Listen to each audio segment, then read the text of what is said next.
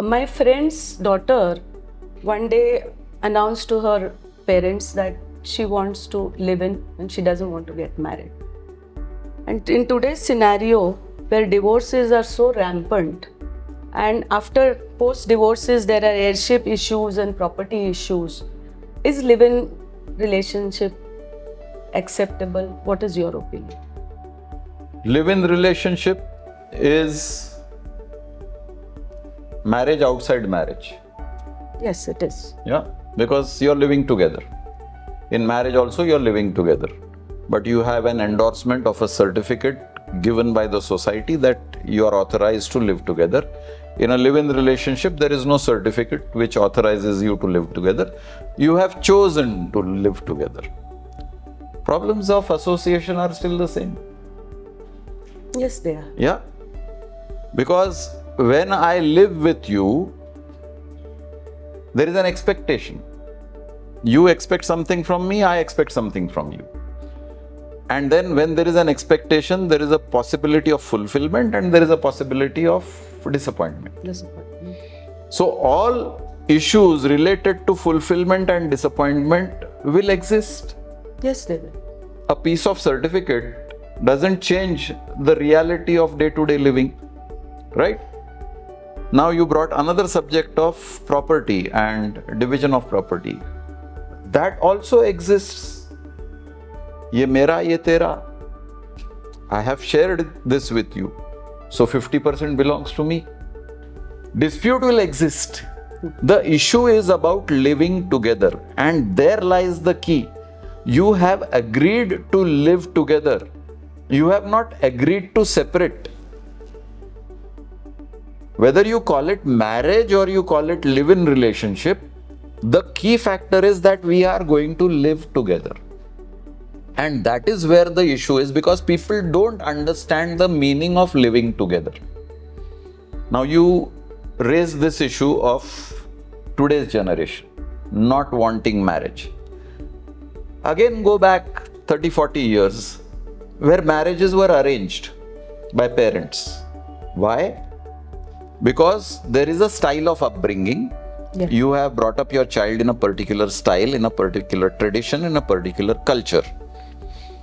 Your child will be comfortable with a partner who has been brought up in an identical culture, tradition, norms, and therefore the concept of arranged marriage, so that the compatibility issue is taken care of, or so they thought.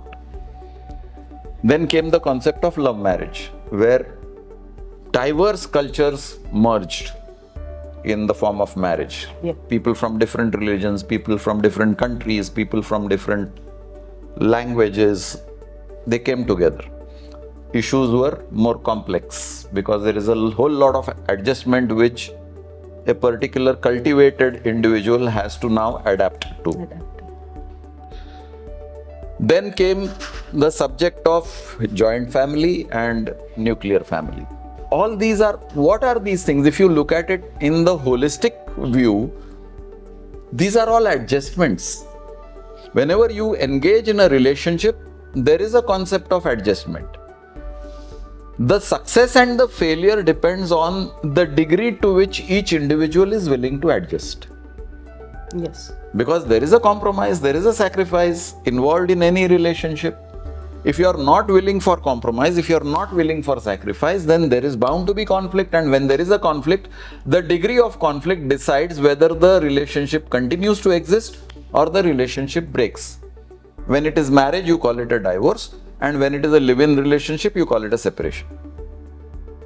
So essentially, you are not talking two different subjects. You are only talking a difference about endorsement by a certificate. So then why is live-in relationship looked down upon by society? So anything that does not fit in the current framework of the society will always be looked down upon. Again, going back to my grandfather's time, a love marriage was looked down upon. Yes. It was still a legal, officially approved marriage, but it was looked down upon. Yeah. So looking down upon is not uncommon. It didn't fit my framework, therefore it is looked down upon. Live-in relationship doesn't fit into if you are talking of India. It doesn't fit into the Indian framework. It is slowly taking roots now, but it always existed in Western society. Yes, sir. Live-in relationships always existed in Western society. And we used to say, how can they live like that without marriage? But it was a norm.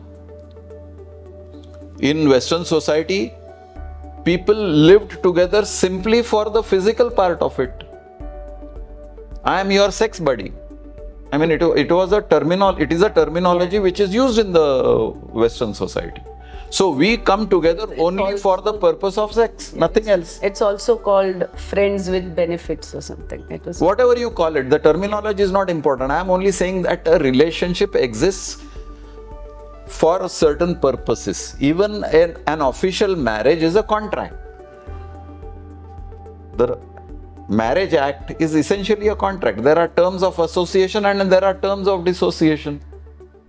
What is alimony? It's a term of dissociation. So as long as you are contracting into an engagement, you are also contracting into disengagement. How do you look at it from the social point of view or the legal point of view is a matter of a document.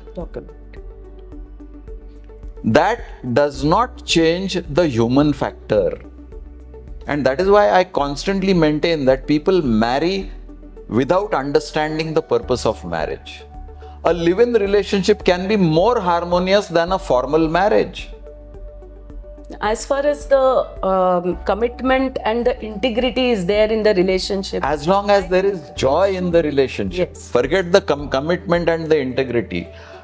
I have joy in relating with this person at whatever level, be it for a dinner. That's also a relationship. No, I am having dinner with a person I like. Okay, it may not be my partner. It may be somebody else. It may not be a person of the opposite sex. It may be a person of the same sex. But I enjoy the company of that person.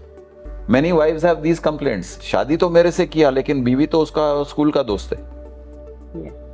Many wives have this complaint. Why? Because the association is harmonious and joyful. There the wife does not have objection because the friend is of the same sex and she knows that the husband is not gay.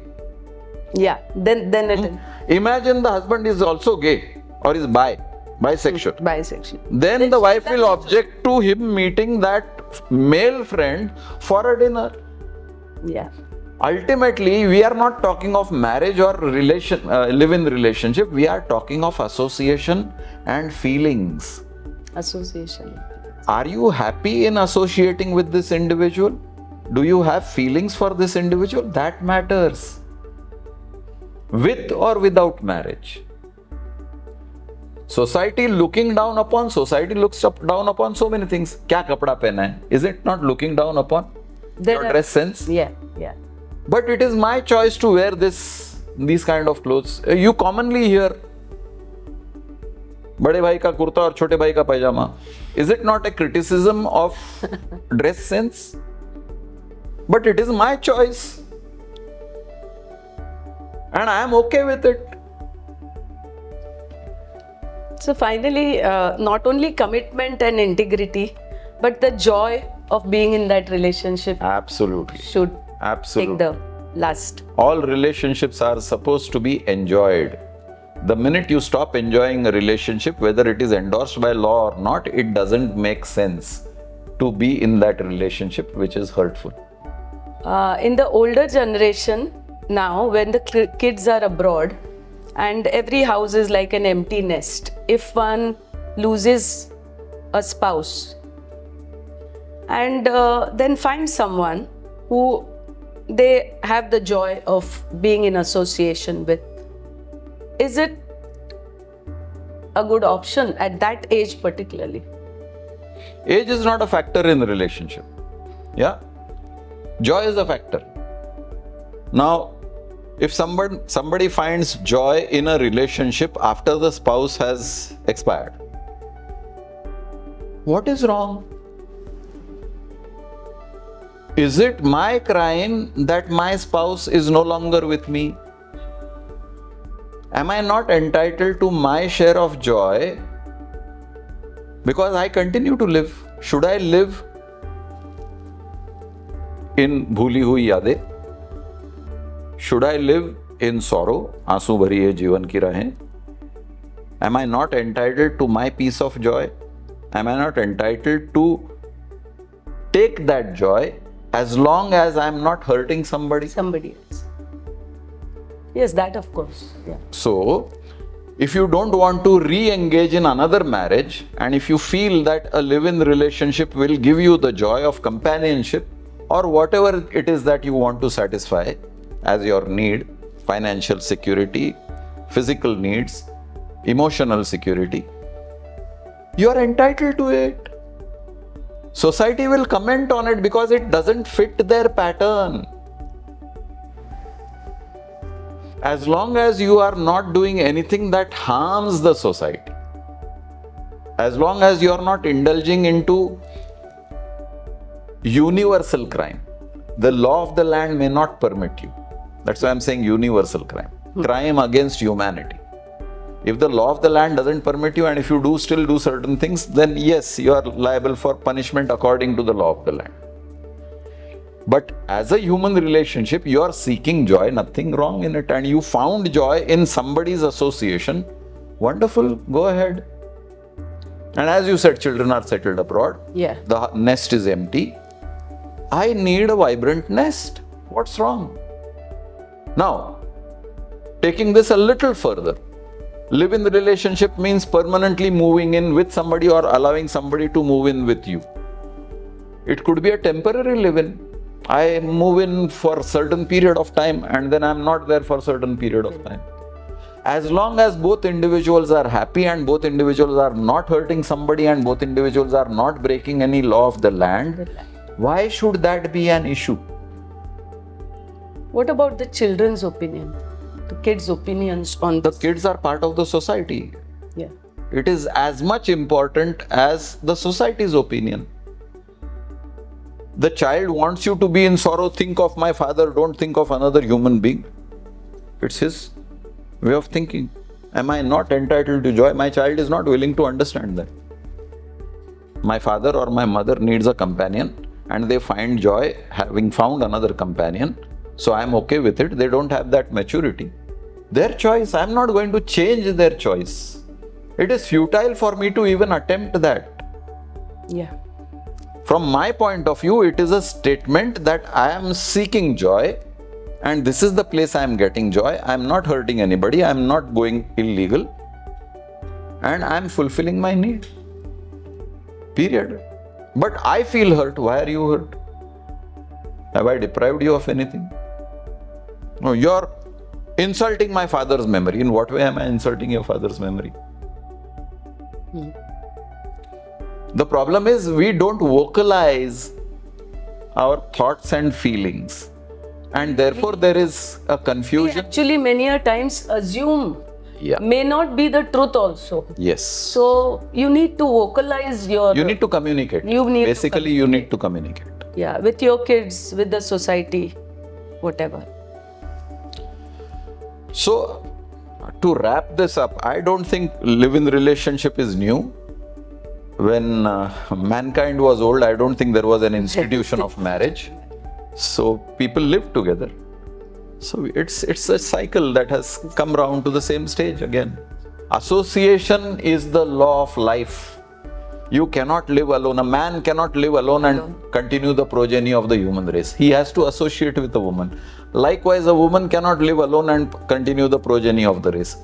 Marriage, whether it exists or not, in whatever framework of law that the society has drafted at different points of time in life, it will come and it will go. Association will never go.